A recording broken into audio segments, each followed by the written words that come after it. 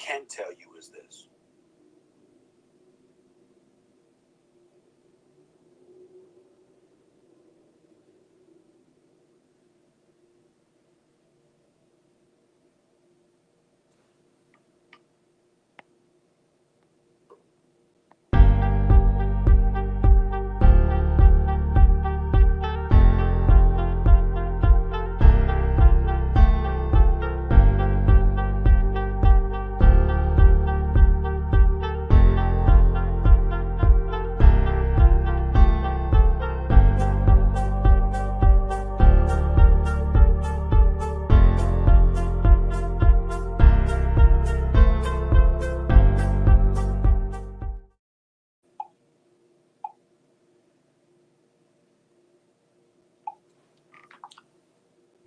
It's Darrell Owens, Legacy Maker Sports Network, and you're watching Gold Standard Wrestling.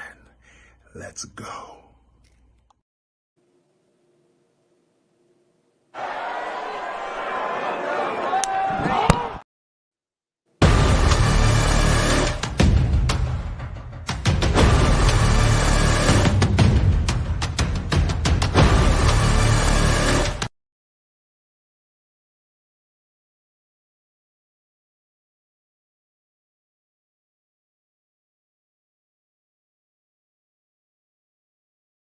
In the bank preview.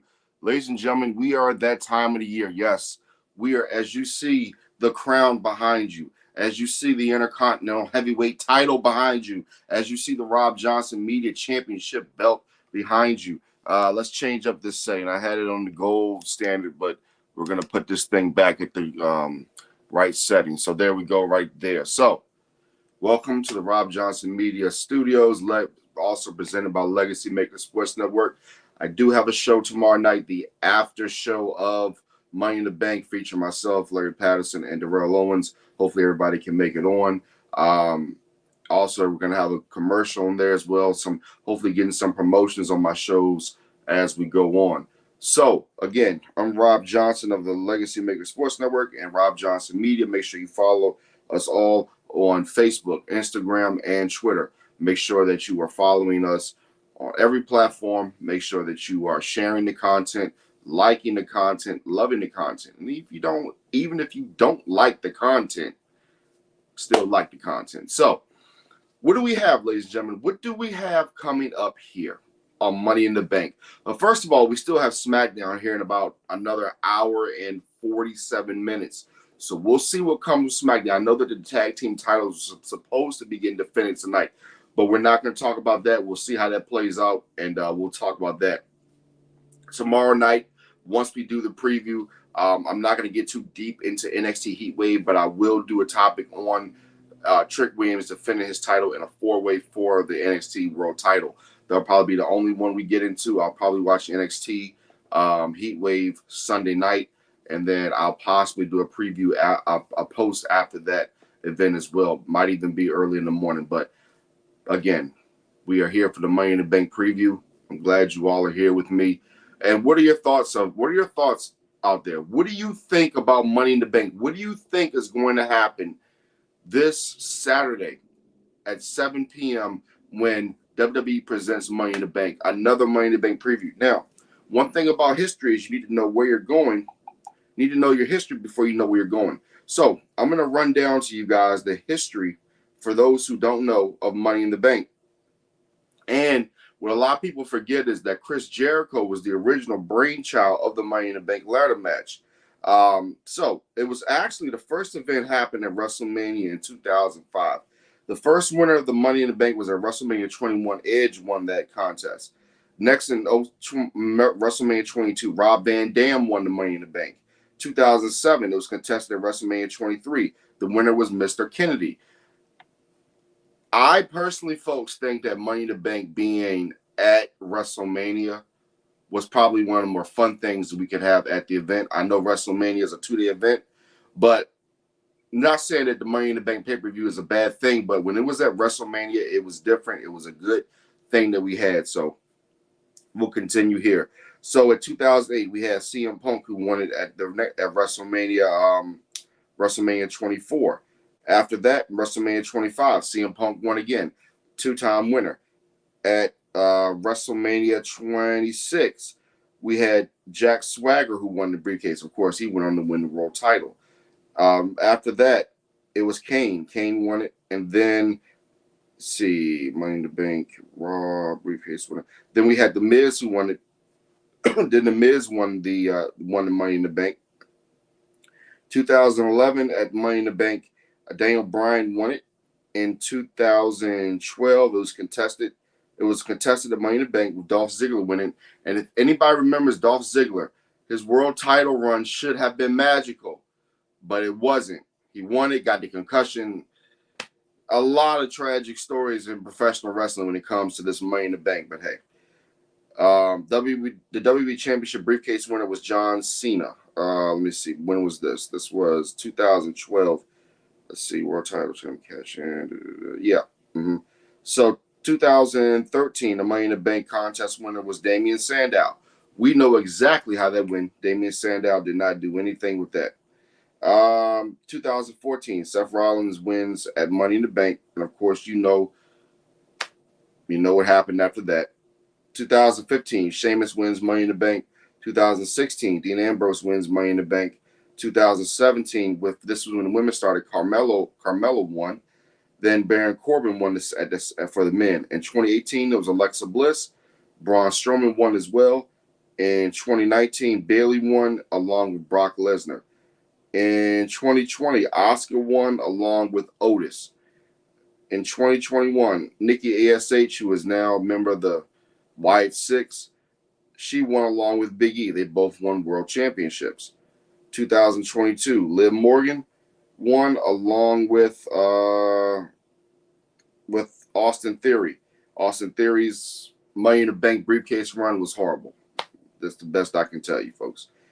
2023, Damian Priest along with Io Sky both went on to win and become world champions. So you have the brief history there of Money in the Bank, how it started, Chris Jericho, and what we have now. So let's go to some of the matches and let's talk about them. And we're not going to be too long tonight, folks. Like I said, we still got to watch SmackDown. We still have to get ready for tomorrow night's after show, which is going to be very explosive. So we got Sami Zayn against Braun Breaker for the Intercontinental Heavyweight Championship of the world. What is my opinion of this match? Well, I think everyone can agree that since Sami Zayn became the IC champion, the belt has lost some of its luster in a sense. I'm not saying that Sami Zayn is a bad champion. I'm not saying that Sami Zayn doesn't represent the title well, but Gunther was the better Intercontinental champion.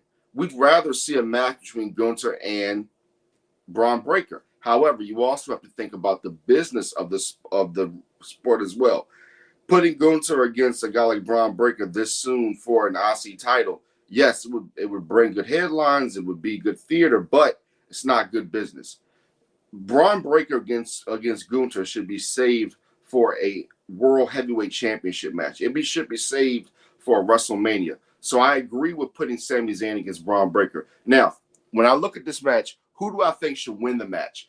I think that it should be a disqualification. The reason I say that is because you continue this wave of what you're doing with Braun Breaker. Continue his path of destruction. In my opinion, he should win the championship at SummerSlam. I believe he should win the title at SummerSlam. I believe that he should destroy Sami Zayn. Braun Breaker should not be getting pinned by anybody anytime soon. And that's just the bottom line. He should not be getting pinned by anybody anytime soon. Braun Breaker is way too good. He has too much of a great pedigree. He has, dare I say, Goldberg tendencies. Is that accurate, folks? He has Goldberg tendencies. And I know some people may frown on that, but listen, you can say what you want to about the Goldberg era. During the Goldberg era, it was fun. He was undefeated on the main roster. He dominated everybody. He became your United States champion and your WCW World Heavyweight champion. I believe that Braun Breaker is good enough and he has potential to be great. So, my opinion, I think that Sami should hold on to the belt just a little bit longer. SummerSlam is August the 2nd, I believe, and they're going to be in Cleveland. Tomorrow's July 6th. You can build this matchup even more. There's no reason to take the belt off Sami now. Continue to build Sammy up here. There have been rumors that he could possibly be another man in Roman Reigns' OG bloodline that goes against the new bloodline. We'll talk about that at a different time. Who knows? Somebody could cost him the title down the line. Maybe they need this to get more momentum on Sammy, show what he can really do in the ring. I don't know.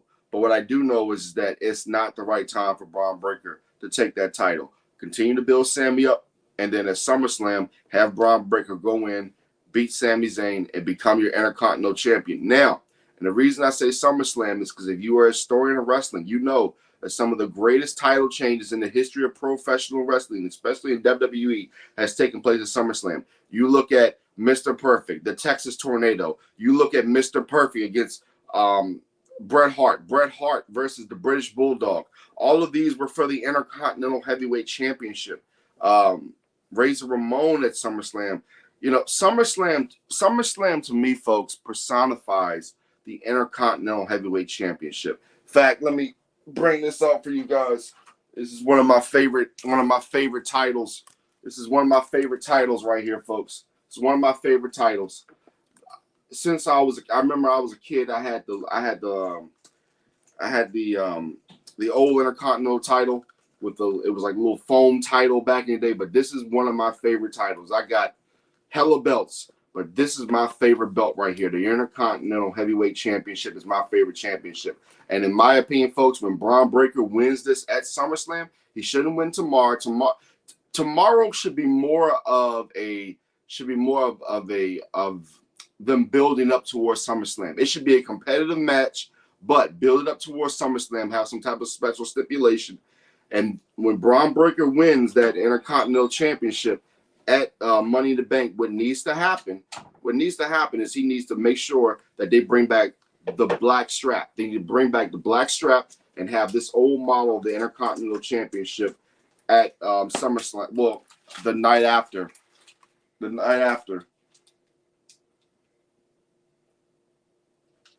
Sorry, folks. People making noise in the background when they know they shouldn't be making no damn noise in the background. Making all that damn noise. I'm making a video. You know I'm making a video. Everybody knows I'm making a video. Get the hell out. What the hell is going on here? Anyway.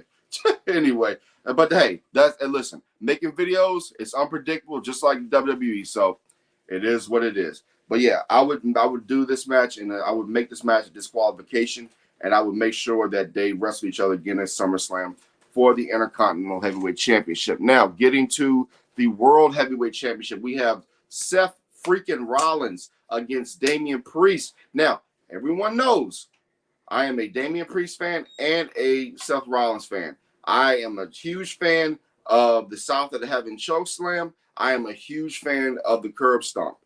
How is this match going to go? Quite simply, folks, it's hard to say because I think Damian should hold on to that title. There's so many possibilities in this match. This past Raw, when you had basically Seth Rollins telling Finn Balor, you're jealous of Damian Priest. Could the Judgment Day cost Damian Priest the championship? Could Liv Morgan, could she come down and cost Damian Priest the match? Who knows? But I think that this match is very intriguing. Could Seth freaking Rollins, could he actually join the Judgment Day and turn heel again? I feel like a heel Seth Rollins at times is the best Seth Rollins. I think that even if Seth Rollins turns heel, the crowd will still chant his name. The crowd will still be behind him because there's nothing wrong. Because these days, heels get as much love as sometimes as the good guys. You know, that old adage in wrestling, you know, the good guys, the bad guys, but sometimes they all get cheered now. So who really knows? But I do know that this is going to be an intriguing match between two great athletes. Damian Priest is going to continue to show us why he should be the World Heavyweight Champion, why he deserved this opportunity. This match is hard to say. I don't really know if I can give you a winner right now, but if I had to say, I want to say Seth freaking Rollins. I want to say Seth freaking Rollins really bad, but I also want to give it to Damian Priest. I just don't know how I do it, folks. I don't know how I give it to Damian Priest, but I'm going to give it to Damian Priest. I think Priest wins the match. I think Priest goes on, and depending on what happens with Money in the Bank, because we'll talk about the Money in the Bank matchup in a second here, but it's really hard for me to not see Damian Priest now leaving there without the championship, without a bunch of things happening. What are your opinion, guys? What do you think? Do you think Seth Rollins comes out and wins his championship? Do you think that he turns his back on the fans and joins the Judgment Day? What do you all think? What happens here? There's so many intriguing things that could possibly happen, and I'm intrigued to see what Damian Priest does in this match, how he looks against Seth Rollins. I've been very impressed by his in-ring work. I've been very impressed by, not really too impressed by his talking skills. In fact, I'm not really too impressed by either one of these guys' talking skills. But when it comes to the in-ring wrestling, when it comes to in-ring selling and showing everybody what the business is all about, I'm a huge fan of both. So in this match, I'm going to give it to Damian Priest. I don't know how he's going to do it, but I think somehow he retains and he makes it to another day. But I'll say this, whoever gets to SummerSlam, whoever has to face Gunther, they're not beating Gunther. I don't care if it's Seth Rollins. I don't care if it's Damian Priest. I don't care who it is. They're not beating Gunther at SummerSlam. So there will be a title change at SummerSlam. I can almost guarantee you that. Now, let's go to the women's Money in the Bank. Man.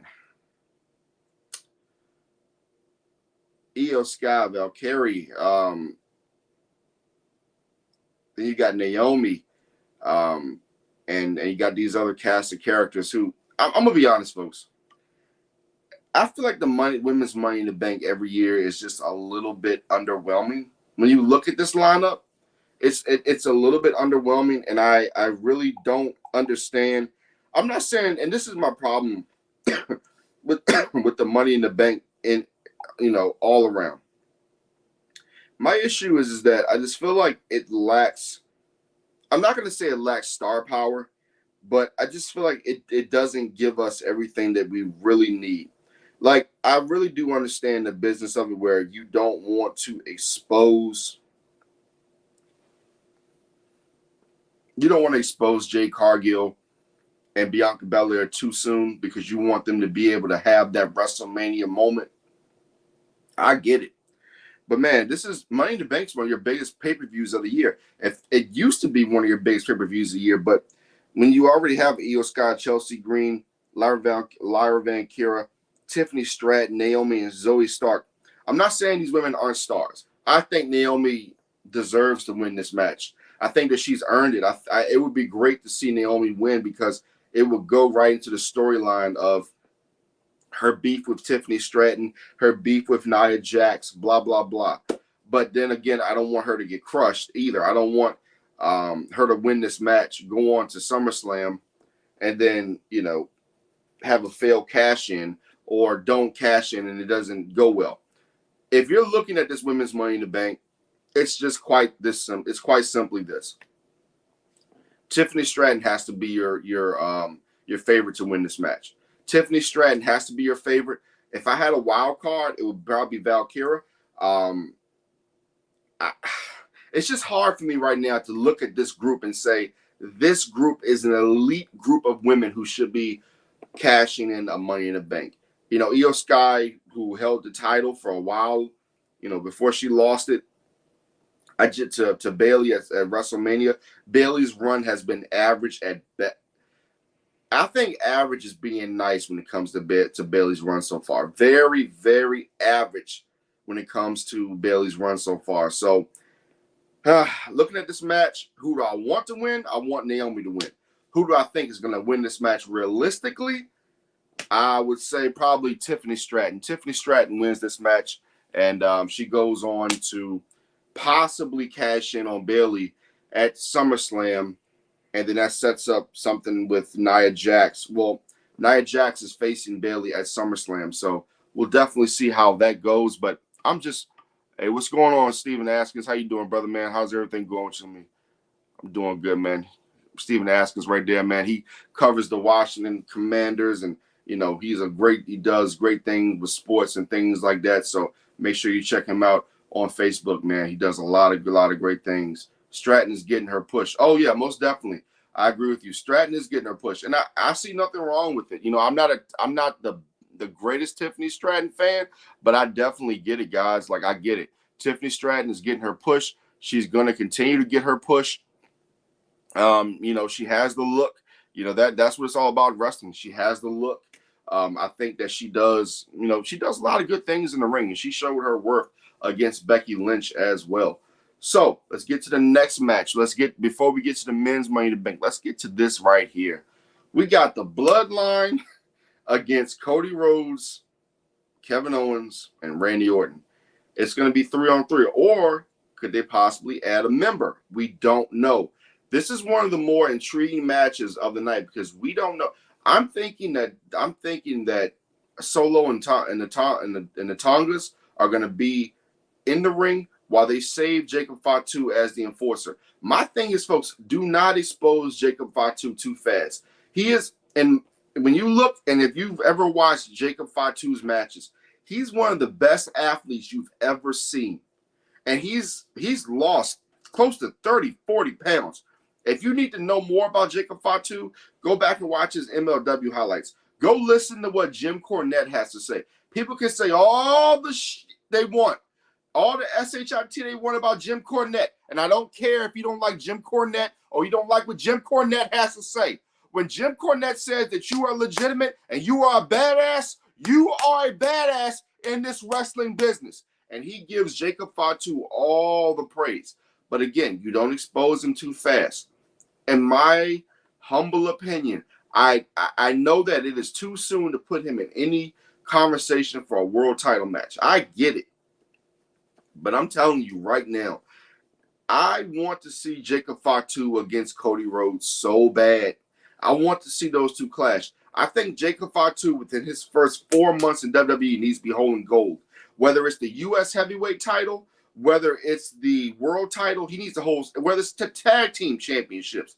And I would say more realistically, it would be a U.S. title. But the Bloodline definitely needs to have some gold.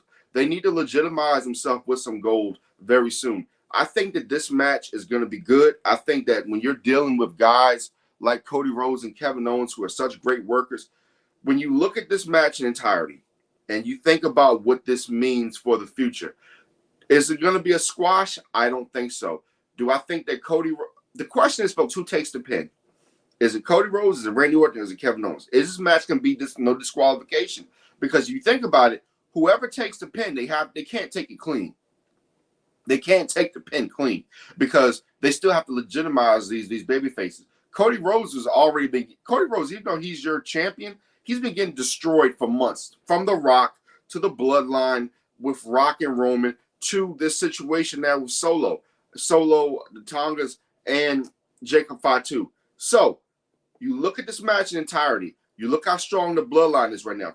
Listen, you can say whatever you want to about this new Bloodline, this new Bloodline, the OG Bloodline. This right now, folks, is the strongest Bloodline we've seen since I would probably say 2022. They're very strong. Jacob Fatu is the new muscle. The new head of the table is Solo Sikoa. Whether you like it or not, I'm a Roman Reigns fan. I love me some Roman Reigns. I've always been a Roman Reigns fan, but it doesn't matter because right now, ladies and gentlemen, right now, the number one Uce, the number one tribal chief, whether you like it or not, is Solo Sikoa. Because guess what? He brought in the Tongas. He brought in Jacob Fatu. You know what the next move is? I'm going to tell you exactly what the next move is. The next move is for either the OG Bloodline or the new Bloodline to bring in Rikishi Fatu to be the manager. Because if you bring in Rikishi, not as the sumo wrestler gimmick, not as a funny gimmick, but you bring him in as the hardcore manager where he's dressed in all black, where he's the enforcer, where he's a manager that can actually, because see, when Paul Heyman was the manager, he can't get physical with anybody. Rikishi, he can still beat your ass. Paul Heyman can't beat nobody's ass, but you put Rikishi with that OG, with that Bloodline, that new Bloodline as their new manager, as their wise man, Oh man, think about that. Think about Rikishi as the wise man for the bloodline, the new bloodline, and then Paul Heyman, the OG wise man. It could get very interesting, folks. This match has so many different angles. It has so many different twists and turns. I'm going to give it to the bloodline. I think the bloodline wins this match. I think it's going to be a competitive, great match. And it's just going to lay the groundwork for a bigger story coming down the line. We don't know what's going to happen. Could Roman join this bloodline? Is Roman pulling the strings behind the scenes? Is there something so much bigger coming that we can't see? Are we about to see a civil war? Are we about to have a World War III in WWE? We don't know because, guys, let's be honest. This right now is intriguing professional wrestling television. What they're putting together is a complete movie. And just wait till Netflix comes. Who knows? We could get all the rosters together, etc. They can do what they want to. They can go as long as they want to. The theatrics, whatever. So we'll see definitely down the pike what happens. Next match, the men's Money in the Bank. Wow. This is going to be, I think that this match right here, this does have the star power because you got Jey Uso, you got Carmelo Hayes, you got Andrade, Chad Gable, LA Knight, and Drew McIntyre. And say whatever you want to about Chad Gable. He is the baby Kurt Angle. He is the baby Kurt Angle. Say what you want to say. His athleticism, undeniable. Jey Uso's athleticism, even though it's declined a little bit, you have to be honest about that. It's still there. Andrade, he has the athleticism. Andrade is going to shine in this match. Andrade is going to shine. Watch what I tell you, people. He is going to shine in this match. Carmelo Hayes, his athleticism is going to absolutely shine in this match. You have the possibility of even turning him from a heel to a face in this match because of the work that he may do when it comes to his Money in the Bank. Drew McIntyre, it's undeniable what this guy is, man. This guy won the championship during the pandemic. He beat Brock Lesnar, carried this company on his back, and throughout everything, he feels like he's been wronged by WWE. He feels like he's been wronged by the fans. He feels like he's been wronged by CM Punk. And he has played this storyline to absolute perfection. If you ever see a professional, if you want to be a professional wrestler, excuse me, if you want to be a professional wrestler and you want to see how to work a storyline, you want to see how you go from obscurity to being in the back of the line, to being the man, being at the head of the table, no pun intended. You look at Drew McIntyre, what he's done through his career, through the three-man band, to leaving WWE, to coming back, being the bleach blonde, to coming back to having the black hair and being physical and posing. What, 6'4", 6'5", 270 of pure muscle. He is a superstar. Then you have LA Knight. I'm not the biggest LA Knight fan. Anybody who knows me knows that. However, LA Knight is a star. Whether you want to admit it or not, he is a star. And everybody's saying his name. L.A. Knight. Yeah! So, we have a star-studded Money in the Bank. And again, with the women, I think that they can do some good things, but man, they're really going to have to put on. And what we've learned about the women is that they definitely always put on when we least expect it.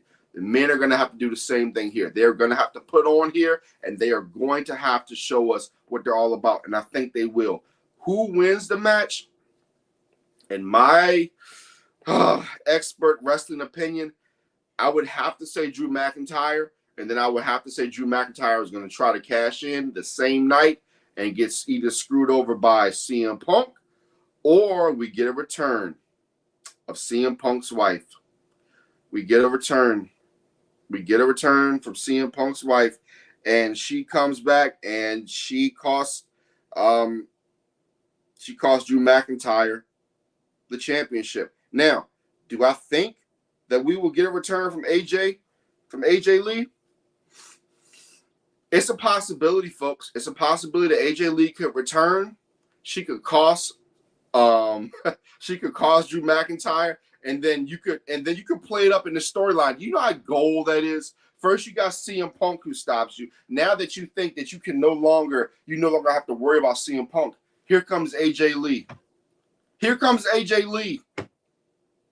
And then the storyline then becomes, hey, You're Drew McIntyre. What can you do to get rid of this plague known as the CM Punk family? I mean, you're already wearing CM Punk's bracelet, I believe, with his dog's name, and I think even maybe his child. I don't remember if it's the child in there or not, but he's wearing CM Punk's bracelet. And when you do something like that, wouldn't that more than likely be a gift from your wife?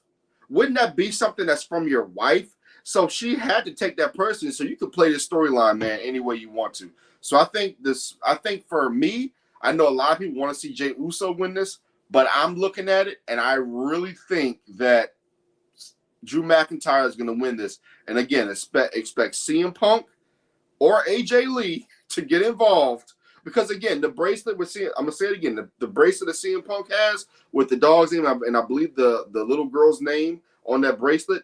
And remember how CM Punk said, Drew McIntyre says like what, a $5 bracelet? That bracelet more likely came from his wife. So she would be the one to come in and deck his ass because she's like, hey, you stole my guy's bracelet and it was so important, his sentimental values, blah, blah, blah.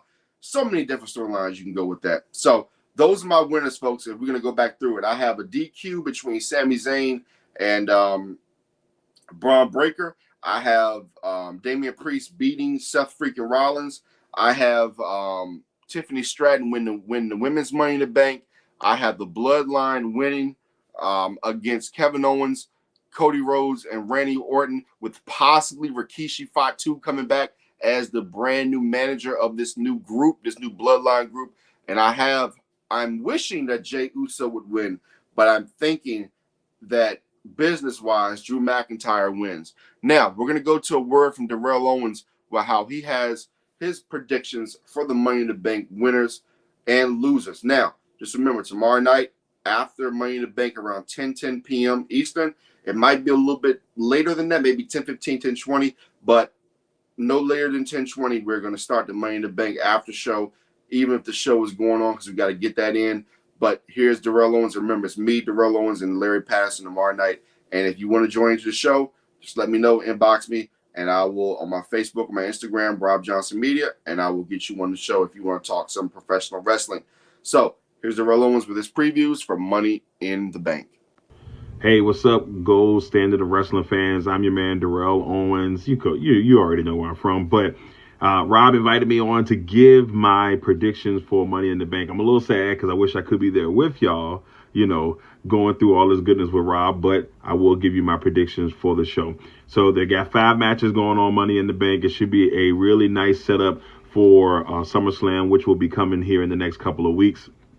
And I'm just going to go through the matchups, at least as they have them listed. So in the first matchup, we've got the men's Money in the Bank matchup, which will see Jey Uso, Carmelo Hayes, Andrade, Chad Gable, LA Knight, and Drew McIntyre. Now, this match can go a multitude of ways. But for me, I want to lean towards Drew because I think that's where everybody think it's going to go. And Drew makes a lot of sense, if they want to try to find a way for him to kind of hold or linger that briefcase over people's head for a while to see who will, who he'll cash in on, or so on and so on. But there's so many different reasons why so many different people make sense in this matchup. So even though I'm leaning towards Drew, I think Jey Uso is another person that could really grab this and carry it along. I think Triple H has done a really good job of putting some of his, putting Carmelo in there because I think it'll really help him shine a little bit in that. Andrade, who was another one of his guys in NXT, who's never really got that motion going on the main roster. And I think Tripp did a really good job of setting these matches up in those triple threat matches to kind of get to this point. So my person to win, I got Drew McIntyre, but the person to watch out for is Jey Uso. Also, Chad Gable would be an interesting one. So if they went that route, I wouldn't be surprised. The only thing with Gable, though, I don't know if they're ready to make him that guy just yet. So he's still that mid-card guy for now. But I still like Gable. In the women's matchup, you got Io Sky, Chelsea Green, Lyra Valkyria, I hate saying her name, Tiffany Stratton, Naomi, and Zoe Stark. So I have a feeling, at least on my end, the person I would like to see win this match would be Chelsea Green. I think Chelsea Green could really hold this thing for a long time. If that's what they wanted to go women's route wise, where they want somebody to hold on to that title, I think Chelsea Green would be that person. I really, really do. But the second closest person, if not, or 1A, 1B, will be Tiffany Stratton. I'm saying words all wrong, but Tiffany Stratton would be another person I would think that could hold it for a couple of months and really just have that thing lingering over people's heads. I think that's the most important thing about the Money in the Bank matchups is who is that person, who can be that person that can linger, help that Money in the Bank linger over top of that champion's head and just keep that champion paranoid until the time is right.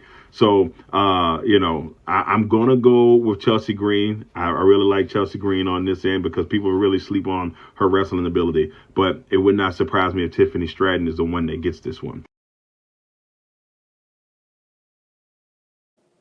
In the World Championship match, you got Damian Priest taking on Seth Rollins. So if Priest wins, Seth Rollins can never challenge for the title while Priest is the champion. And then if Seth wins, then Priest is out of the Judgment Day. This is a very interesting scenario to kind of keep things going on that end. For me, I still think Priest finds a way to win this championship match because they want to keep Priest kind of relevant until the time is right when I think Gunther will take the title at SummerSlam. But they want to make his title reign mean something. And even though I think Priest still needs some work on the mic to really, or maybe it's just not right for this character, he's a great wrestler. I won't take anything away from Priest. He's an amazing wrestler, but I just don't see it happening. Seth freaking Rollins, on the other hand, he doesn't need the title now. He done a really good job last year of building the title up.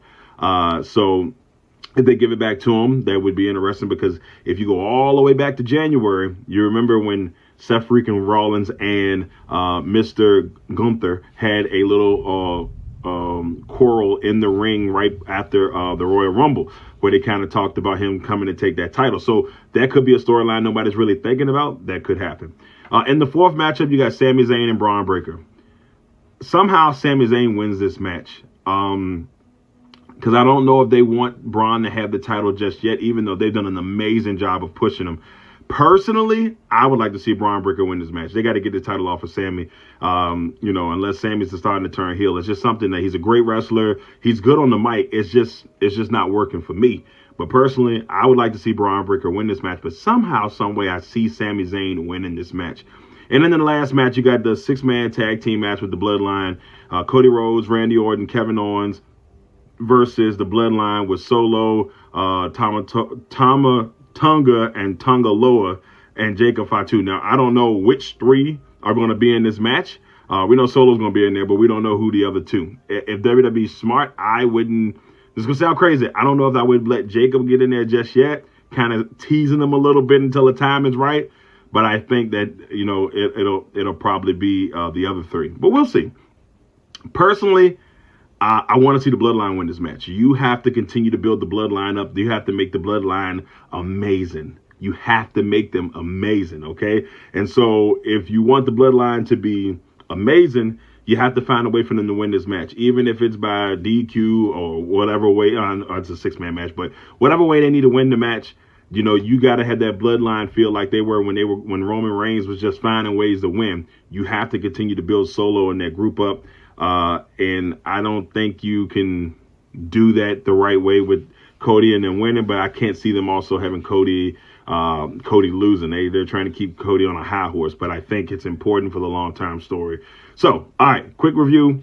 And once again, thank you all for letting me jump in here on the gold standard of wrestling with my man, Robb Johnson. Make sure you check out all the greatness he's got going on. So I got Drew McIntyre, Chelsea Green, Damian Priest somehow, some way. Sami Zayn somehow, some way, even though I think Braun Breaker should win that match. And then I got the Bloodline. So that's my Money in the Bank predictions. Enjoy the rest of the show. Thanks for having me on. Hey, that's Darrell Owens, Legacy Maker Sports Network. He brings to you so much greatness from the Legacy Maker Sports Network. Robb Johnson Media presents Gold Standard Wrestling. Now, my guy Larry Patterson, he has Chelsea Green. He has Chelsea Green and Chad Gable. It's not out of the realm of possibility that happened. He has Braun Breaker winning the Intercontinental Heavyweight Championship. He has Seth freaking Rollins winning the WWE World Heavyweight Championship. And in his words, F it. He has the Bloodline winning the 6-man tag. Well, folks, we are at 6:51 here on the East Coast. We are about an hour and 9 minutes from SmackDown. We're still gonna be doing our wrestling preview, our wrestling review on Monday night, where we talk about everything that happened on SmackDown, happened on Raw. But just remember, tomorrow night at 10 p.m. The cutoff time is 10:20. I know WWE likes to go extra time, but tomorrow night we're gonna go at the max time is 10:20. Myself, Darrell Owens, and Larry Patterson. Now, if you want to join into the show, just let me know. I can send you a link. You can join into the show. Talking after the fact of Money in the Bank. I'll say this: we have a show tomorrow night. We have the Robb Johnson Sports Show, episode 60, on Sunday night at around 8:50, and then of course we have the wrestling review on Monday night at around 11:45. After we get all the wrestling out the way, after everything gets reviewed, and we talk about what happened in the week of professional wrestling. So, folks, again, for Robb Johnson Media, and the Legacy Maker Sports Network, this has been Gold Standard Wrestling. We will see you tomorrow night. Tomorrow night, we will see you for the Money in the Bank review, as we talk about the greatness of Money in the Bank. See you all tomorrow night at 10 p.m. And enjoy Money in the Bank and enjoy SmackDown tonight as well. It's Darrell Owens, Legacy Maker Sports Network, and you're watching Gold Standard Wrestling. Let's go.